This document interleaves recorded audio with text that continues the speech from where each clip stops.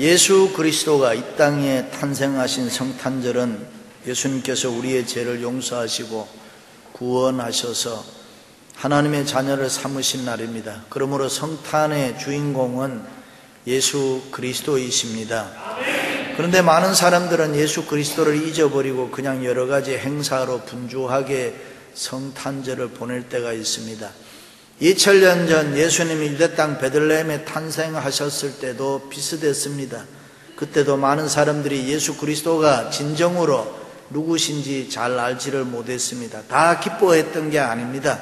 그 당시 왕인 헤롯은 예수님을 죽이려고 했고 대제사장과 서기관들은 그저 말로만, 지식으로만, 머리로만 성탄을 지켰습니다. 헤롯을 비롯해서 많은 사람들이 만인의 구세주인 예수 그리스도 메시아가 어디에서 태어날 것이냐라고 물었을 때 대제사장 서기관들은 성경의 예언을 가지고 답해 주었습니다. 유대 땅 베들레헴에 탄생할 것이라고 했습니다. 그러나 그들은 믿지를 않았습니다. 그들이 말한 대로 베들레헴에 태어난다는 것을 알았으면, 또 그것을 믿었으면 다른 사람들보다 먼저 달려가서 축하하고 경배해야 옳지 않습니까? 그러나 그들은 베들레헴에 가지 않았습니다. 그렇습니다. 여러분은 성탄을 기다리고 어떤 생각하고 있고 어떤 기쁨과 어떤 감격을 가지고 있습니까? 아니면은 그저 습관적으로 형식적으로 무의미하게 보내고 있지는 않습니까? 신앙생활이라는 것은 그저 습관적으로 형식적으로 하는 거 아닙니다. 믿음으로 해야 됩니다. 말씀을 믿음으로 해야 됩니다. 내 생각 내 마음대로 하는 거 아닙니다. 예수 그리스도를 믿는 믿음으로 진리와 은혜로 해야 되는 것입니다. 그 당시 예루살렘 시민들은 성탄의 의미를 바로 알지 못했습니다. 그저 자기 마음대로 생각했습니다. 어떤 사람은 이제 메시아가 왔으니 로마의 식민지 생활에서 종살이 그만해도 되겠구나, 참된 자유와 해방을 기다리는 사람도 있었고, 또 어떤 사람은 메시아가 왔으니 세상이 어떻게 될까 두려움에 사로잡힌 사람도 있었습니다. 예수 그리스도가 왜 이 땅에 오셨는지 그 진정한 의미를 몰랐기 때문입니다. 오늘날도 그렇습니다. 예수 그리스도에 대해서는 제대로 알지 못하고 그저 자기 기분 따라 성탄을 보내는 사람들이 많습니다. 그 속에서 예수님의 마음을 헤아려야 되는데 예수님을 향한 열정, 사랑, 경배, 섬김이 없습니다. 구약에 보면 오래전부터 많은 선지자들이 예수 그리스도의 탄생에 대해서 예언을 했습니다. 그 중에 특별히 이사야 선지자는 700년 전에 구체적으로 예언했습니다. 이는 한 아기가 우리에게 낳고 한 아들을 우리에게 주신 바 되었는데 그 어깨에는 정사를 메었고 그 이름을 기묘자라 모사라 전능하신 하나님이라 영존하신 아버지라 평강의 왕이라 그가 너희를 구원하시리라. 마태도 이렇게 했습니다. 아들을 낳으리니 이름을 예수라 하라. 이는 그가 자기 백성을 저희 죄에서 구원할 자이심이라. 그렇습니다. 예수 그리스도가 누구입니까? 그는 구원이 있습니다. 그에게는 구원이 있습니다. 그러므로 누구든지 예수 그리스도를 믿으면 구원을 받습니다. 예수 그리스도를 믿으면 제사함 받고, 예수 그리스도를 믿으면 하나님의 자녀가 되고, 예수 그리스도를 믿으면 성령의 기름 부음을 체험할 수가 있습니다. 새 사람이 되어 새 생명, 새 능력으로 승리의 삶을 살다가 천국에서 영생할 줄로 믿습니다. 뿐만 아니라 세상에서 힘들고 어려운 사람들, 육신의 질병으로 고생하는 사람들, 자녀나 사업이나 여러 가지 문제로 고생하는 사람들, 예수 믿으면 구원의 역사가 있는 줄로 믿습니다. 그때 소경의 눈이 밝을 것이며 기머거리의 귀가 열릴 것이며 그때에 저는 자는 사슴같이 뛸 것이며 벙어리의 혀는 노래하리니 이는 광야에서 물이 솟겠고 사막에서 시내가 흐를 것임이라. 그렇습니다. 우리의 생명이요 소망이신 예수 그리스도에게 능력이 있습니다. 여기 그때란 예수 그리스도가 오실 때, 아니면 내가 예수 그리스도를 영접할 때를 말하는데, 주 예수를 믿으라. 그리하면 너와 내 집이 구원을 얻으리라. 믿으시면 아멘. 그렇습니다. 예수님이 이 땅에 오셔서 소경의 눈을 밝게 해주었습니다. 기머거리의 길을 열어주었습니다. 병어리를 말하게 했습니다. 안진뱅이를 일으켰습니다. 각양각색 병자들을 고쳐주었습니다. 배고픈 사람 배부르게 해주었습니다. 가난한 사람 부욕해 했습니다. 마른 땅에 시내가 흐르게 했다. 예수님의 사랑은 능력입니다. 병자를 그저 위로한 것이 아니라 병자를 완전히 고쳐주셨습니다. 그러므로 누구든지 예수 그리스도를 영접하고 믿으면은 예수 능력 내 능력 되는 것이고 예수 권세 내 권세 되는 줄로 믿습니다. 그렇다면 성탄에 우리는 어떻게 해야 합니까? 어떤 마음가짐으로 성탄을 맞이하고 준비해야 합니까? 동방박사들처럼 하면 됩니다. 동방박사가 어떻게 했느냐? 첫째는 예수님을 만나기 위해서 노력했습니다. 헤롯 왕 때 예수께서 유대의 베들레헴에서 나심에 동방으로부터 박사들이 예루살렘에 이르러 말하되 유대인의 왕으로 나시니가 어디 계시냐? 우리가 동방에서 그의 별을 보고 그에게 경배하러 왔노라. 역사에 보면은 동방의 박사들, 옛날 바벨론이나 페르시아, 파사나라 등 왕들의 고문이나 철학자들입니다. 매일 하늘만 쳐다보고 천문학을 연구한 마고이 지혜자들입니다. 훌륭한 학자였습니다. 존경받는 사람들이었다.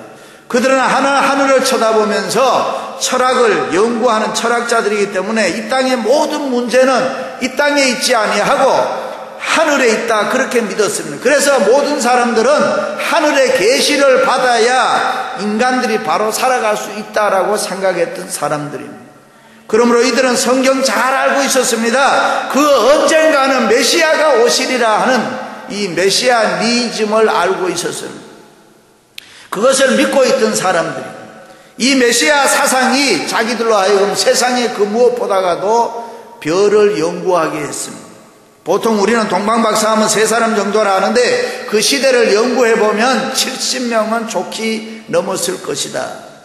물론 예수님께 드린 예문화 황금과 유황과 모략 3종류입니다. 그러나 70여 명에 넘는 많은 학자들이 예수님 만나기 위해서 별을 따라 나섰다는 것은 엄청난 수고와 노력과 희생과 헌신인 것입니다. 방향 정해놓고 간 거 아니에요. 그냥 별 따라가는 겁니다. 별이 움직이는 대로 참으로 힘든 여행입니다. 때로는 산을 넘고 강을 건너고 숲을 지나고 사막을 지나고 국경을 지나고 힘든 여러 가지 어려운 일을 겪으면서 밤낮 갔습니다. 편안하게 간 거 아닙니다. 한가하게 간 거 아닙니다. 행여라도 우리가 가다가 저 별이 없어지면 어떻게 하나 조마조마한 마음으로 갔습니다. 그런데 예루살렘에 왔을 때 갑자기 그 별이 없어졌습니다. 그래서 동방의 박사들이 왕궁으로 헤롯 왕을 찾아갔습니다. 그때 헤롯 왕이 대제사장과 서기관들을 불러 모아놓고 묻습니다. 베들레헴이라는 것이 있느냐? 베들레헴이라는 게 성경의 이야기를 듣고 다시 베들레헴을 박사들이 나와서 베들레헴에서 난다고 했습니다. 그 소리 듣고 나왔을 때에 없어졌던 별이 하늘에 다시 뜨기 시작해요. 그 별이 나타나서 인도했습니다. 그러니까 이 동방의 박사들이 얼마나 기뻤겠습니까? 그래서 성경에 보면 그 별을 보고 가장 크게 기뻐하더라. 할렐루야. 그렇습니다. 그들은 예수님 만나기 위해서 많은 노력했어요. 많은 수고를 했습니다. 많은 희생을 했습니다. 험난한 수천 마일 수만 마일을 마다하지 아니하고 걸어왔습니다. 옛날 우리 조상들은 수십 리길을 걸어서 예배당 가는 걸 즐거워했습니다. 잘 못 먹고 굶으면서도 헌금하는 것을 기뻐하고 즐거워했습니다. 그런데 오늘날 우리들의 모습을 보면 신앙생활을 하는 것 너무 쉽게 하려고 합니다. 너무 편하게 하려고 해요. 몸이 아프다, 손님이 왔다, 집이 멀다, 이유가 많아요. 교회 오는 거 이유가 얼마나 많은가. 예수님 만나기 위해서 수고 안 합니다. 노력 안 합니다. 희생하지 않지 않습니까? 그냥 편하게 믿으려고 한단 말이에요. 그러니까 여러분, 우리가 무엇을 기대합니까? 우리는 너무 쉽게 예수 믿으려고 합니다. 너무 쉽게 출세하려고 하고, 너무 쉽게 잘 되려고 하고, 너무 쉽게 은혜 받으려고 하고, 너무 쉽게 축복받으려고 하고, 무엇이든지 그렇게 되다 보니까 이유가 많고 핑계가 많고 여러 가지 불만이 많고 봉사를 안 하게 됩니다. 그러므로 우리는 예수님 만나기 위해서 다시 한번 옷깃을 여미고 노력할 수 있기를 바랍니다. 수고하고 땀 흘리고 헌신하고 충성해야 됩니다. 그래야 동방의 박사들처럼 우리도 이번 성탄절에 예수님 만날 줄로 믿습니다. 예수님 만나야 내 문제 해결할 수 있습니다. 그러므로 이번 성탄절에 예수님 꼭 만나시기를 바랍니다. 안나가 가부된 지 84년 동안 성전을 떠나지 아니하고 주야로 금식하고 기도하고 하나님을 섬기더니 이 아이에 대해서 말하니라. 예수님에 대해서 말했다, 그런 말이에요. 그렇습니다. 예수 그리스도를 위해서 땀 흘려 노력하면서 신앙의 전진함으로 예수님 만날 수 있기를 주님의 이름으로 축원합니다.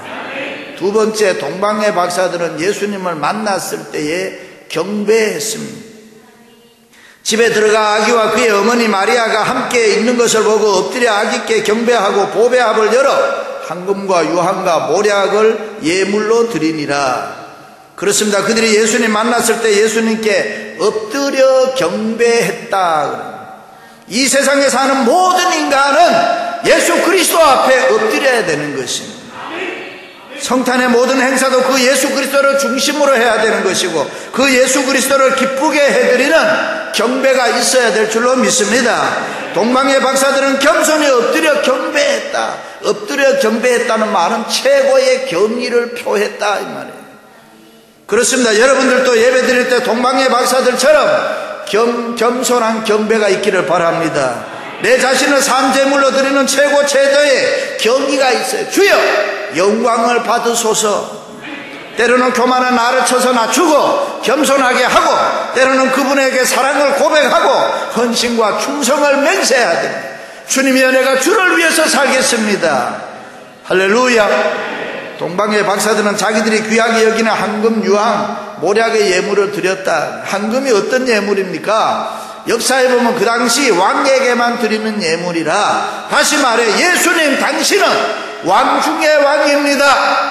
만왕의 왕입니다 하는 고백입니다. 유황은 어떤 예물입니까? 제사장에게 드리는 예물입니다. 다시 말해 예수님은 영원한 제사장입니다. 영원한 대제사장이 됩니다 하는 뜻입니다. 모략은 어떤 예물입니까? 모략은 살아있는 사람에게 필요한 것이 아니고 죽은 사람에게 필요한 것인데 죽은 시체에 바르면은 3000년 이상 썩지 않는다. 다시 말해 예수님 당신은 우리를 위해서 죽으실 것입니다. 그러나 당신은 영원히 살아계셔서 이 세상을 통치할 것입니다. 그렇습니다. 여러분들도 이번 성탄에 그런 예물과 고백이 있으시기를 바랍니다. 내 마음 깊숙한 곳으로부터 예수님을 향한 아름다운 사랑의 고백이 많으시기를 바랍니다. 할렐루야. 남성교회에서 특강하고 아버지들에게 숙제 하나 내주었습니다. 그게 뭐냐 하면은 아내를 뒤에서 꼭 껴안고 여보 사랑한다 말하는 것이었습니다. 그 소리를 듣는 순간에 어느 집사님이 못합니다. 해본 적이 없습니다. 때려 죽인다고 해도 나는 못합니다. 숙제니까 하세요. 숙제는 해야 됩니다. 이 집사님이 고민이 생겼습니다. 큰일 났습니다. 언제 어떻게 하느냐 그렇게 생각을 하고 있는데 아내가 어느 날 부엌에서 열심히 일을 하는데 에라 모르겠다 뒤에 가서 꼭 껴안고 여보 사랑한다 참 힘들게 한 겁니다. 여자가 듣더니만 먹고 와 안 하던 짓을 하노. 숙제다. 그런데 그러고 나니 놀라운 거 하나 발견한 거 있어요. 해보니까 별거 아니더라. 어려운 게 아니더라 그 말이에요. 그러고 나니 남편에게 남자에게 느낌이 있었습니다. 아내가 고생한다는 거 시집와서 살아온 삶을 돌이켜보니까 좀 측은하게 여겨지더라는 거예요. 다음날 또 갔어요. 뒤에서 꼭 껴안으면서 여보 사랑한다. 이건 숙제 아니다. 여자가 가만히 있습니다. 흐느끼기 시작하면서 웁니다. 말은 똑같은 말인데 어제 사랑한다는 말과 오늘 사랑한다는 말에는 차이가 있습니다. 바로 그것이 찡하는 느낌이었습니다. 그 찡하는 사랑 표현하고 나타내고 살면 너무나 좋은 것인데 왜 그 아름다운 것을 숨기고 사느냐 하는 것입니다. 예수 믿고 살면서 우리들도 순간순간 고백하고 살면 너무 좋은데 예수님 사랑해요. 예수님 사랑해요. 예수님 생명 바쳐 당신 따르고 헌신하고 충성하겠습니다. 내 마음의 보배합 열어드립니다. 이번 성탄에 예수님 마음 찡하게 하시기를 바랍니다. 할렐루야. 어떤 사람이 나폴레옹에 가서 당신은 언제 어떤 때 가장 기뻤습니까? 그때 그는 싸움에 나가서 승승장구하고 싸우고 이기고 유럽을 점령할 때가 아니라 성전에 들어가서 하나님 앞에 마음을 모두 예배할 때가 가장 기쁘고 즐거운 때였다. 그렇습니다. 예배에 목숨 거세요. 예배를 귀하게 여기시기를 바랍니다. 예배를 통해서 성공하시기 바랍니다. 예배를 통해서 은혜와 축복을 받을 줄로 믿습니다. 사랑하는 성도 여러분, 엎드려 경배함으로 주의 음성 들으시고 성령의 기름 부음을 체험하시고 범사가 승리하시기를 주님의 이름으로 축원합니다. 마지막으로 동방박사들은 하나님의 말씀대로 살았습니다. 꿈의 헤롯에게로 돌아가지 말라 지시하심을 받아 다른 길로 고국에 돌아가니라 그랬습니다. 동방박사들이 왕궁에 들렀을 때 헤롯 왕이 부탁을 했습니다.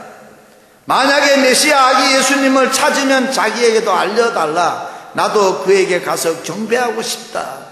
그러나 그것은 진실된 말 아니죠. 헤롯 왕은 자기 말고 다른 사람이 이 세상에서 왕으로 존경받는다는 거 용납할 수 없는 사람, 예수님 죽일 생각으로 그렇게 이야기했습니다.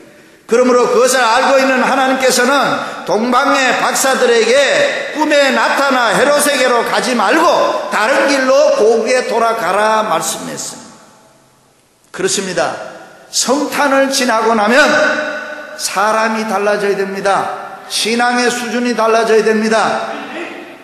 여러분이 지금까지 살아왔던 세상적인 방법, 인간적인 방법 멈춰야 되는 것입니다.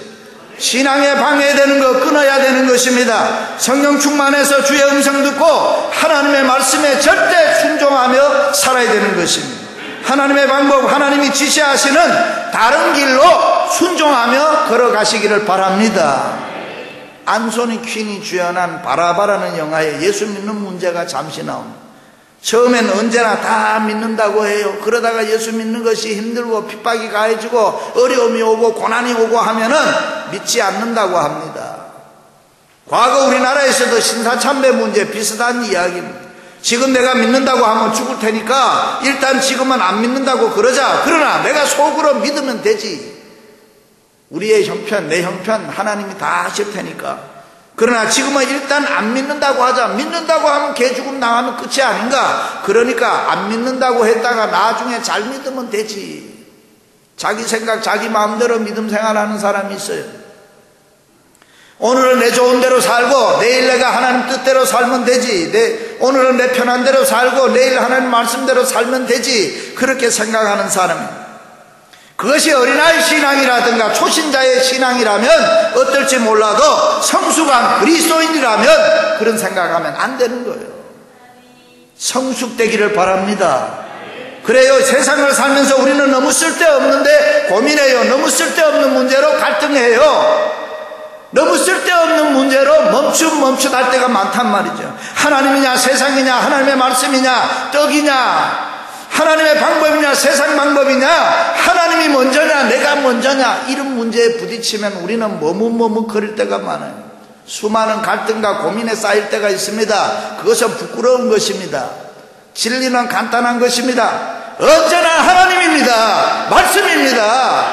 하나님이 먼저입니다.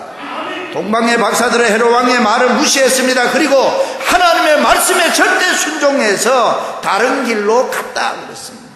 그렇습니다. 오늘 또 우리의 마음속에는 세상에 여러 가지 소리 들려요. 헤롯의 음성이 들려올 때가 있습니다. 동시에 주의 음성, 하나님의 말씀, 성령의 소리도 들려올 때가 있습니다. 아무개야 헤롯에게로 돌아가지 말라. 세상 소리 듣지 말라. 내 음성 들어라. 세상에 귀 기울이지 마라. 내 말에 귀를 기울이라. 사랑하는 성도 여러분, 하나님의 말씀에 순종하며 사는 것 기적입니다. 하나님의 말씀에 순종하며 사는 게 은혜입니다. 하나님의 말씀에 절대 순종하며 사는 것이 축복인 줄로 믿습니다. 할렐루야. 대저 하나님의 모든 말씀은 능치 못하심이 없느니라. 믿으시기를 바랍니다. 동방의 박사들처럼 예수님 만나기 위해서 노력하시고 예수님 만났을 때 예수님 앞에 엎드려 경배하시고 예수님 말씀에 절대 순종해서 이제는 승리의 삶을 사시기를 주님의 이름으로 축원합니다.